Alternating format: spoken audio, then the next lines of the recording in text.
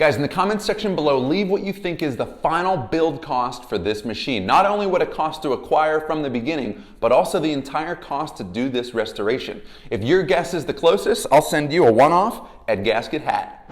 Guys, those of you who have been here from the beginning might doubt me when I say this, but on this episode of Ed Gasket, we are going to, dare I say, finish our head-to-toe restoration of this 1984 Honda three-wheeler.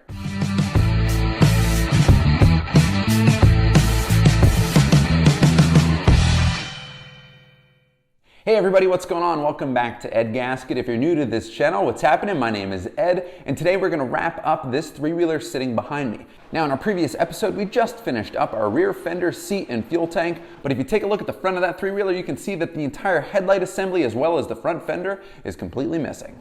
Now, of course, this color scheme was not offered from the factory, and we want to carry it over to the front end of the machine. So let's take a closer look at our headlight assembly and figure out what we have to do to make this thing look cohesive from front to back.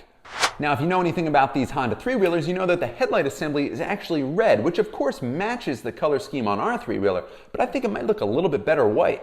Now, if I mock up this headlight guard, you can see that it kind of blends in with the forks and with the frame, and it might look way better if this had a white color to it. So let's go ahead and give it a white color to it. Now, before we paint this thing, I want to make sure that we sand it smooth to get rid of all those scratches. Now, not too smooth because we want the paint to stick. And fortunately, this isn't like a front fender that's going to be flexing all the time, so the likelihood of the paint cracking over time is pretty low. So let's go ahead, wet sand this thing, apply some paint, and then get this thing assembled.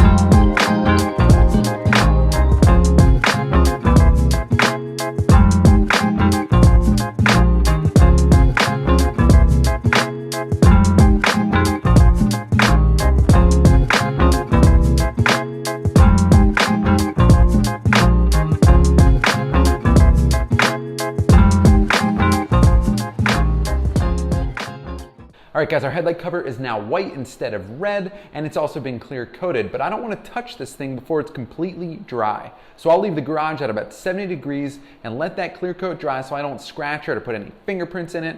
And I also want to sand it once it's completely dry to get out any of the orange peel that's left behind. So in the meantime, let's go ahead and move forward and start working on our front fender. All right, guys, we're back at the front end of the machine, and this is our replacement fender. Now, this is a really nice aftermarket fender. It's super thick and heavy duty, and unlike the rear fender, if you saw in previous videos, this thing is ready to mount. We don't have to do any finagling with cutting or replacing any parts on it to make it look exactly the way this machine looked coming off the assembly line in Japan. Well, actually, there are no holes in this, so mounting it would be impossible without at least drilling a few holes, but that shouldn't be too hard. And of course, once this thing's completely mounted, we have to add in our brand new splash guard. Now this piece, talk about rare pieces. This is one of the rarest pieces on the machine. I don't think there's another one of these for sale in the world. And I'd like you to prove me wrong on that one. So if you can find anything for sale that's in the brand new condition, please let me know about it, because that piece cost me 300 bucks.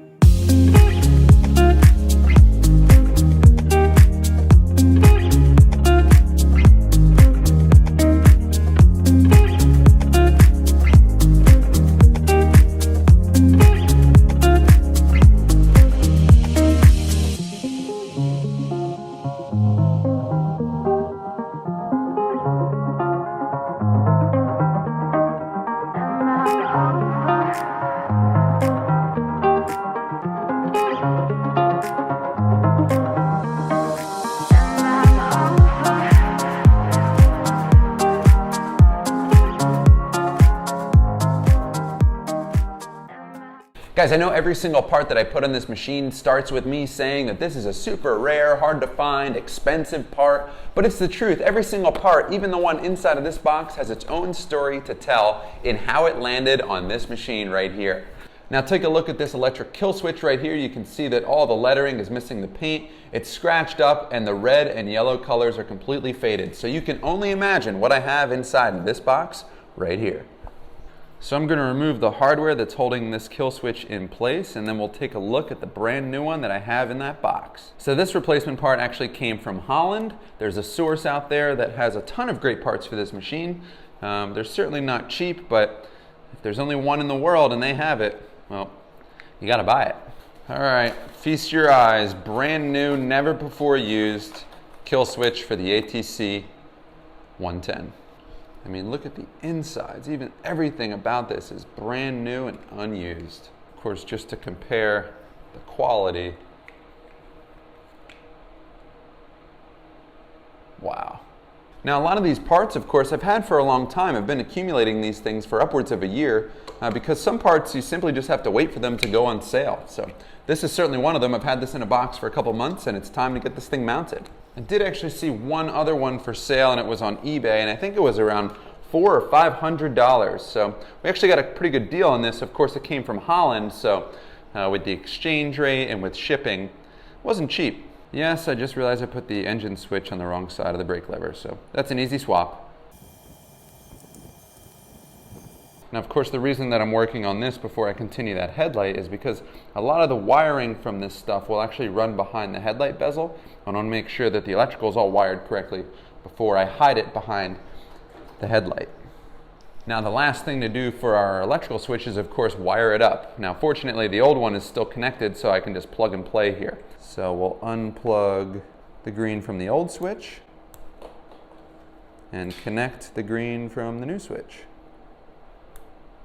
All right, guys, our light bezel sat overnight. You can see here it is. It's nice and dry. Now, of course, there's a little bit of orange peel in the paint, which isn't going to match our fuel tank very well. So what I'm going to do is I'm going to hit this very gently with some 2000 grit wet sanding sandpaper and then polish it out with some compound. So let's do that, make this thing look nice and pretty, and then we'll get it mounted.